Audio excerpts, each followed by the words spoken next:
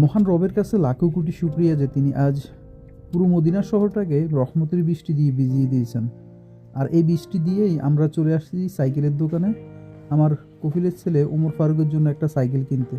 সে এই কোবরা সাইকেলটি পছন্দ করছে এবং সাইকেলটি বাসায় না আনতেই তার ছোট ভাই হুদাই সে খুবই মন খারাপ করে বসে আছে।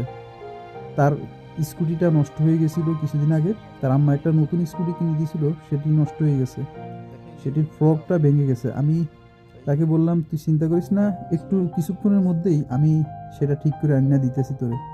ঠিক আধা ঘন্টা 1 ঘন্টার ভিতরেই আমি সেটা ঠিক করে বাসার সামনে এনে রাখলাম এবং দেখেন সে কতটা খুশি। এরকম ছোটোখাটো বিষয়ে আমরা ছোটোবেলায় অনেক খুশি হতাম।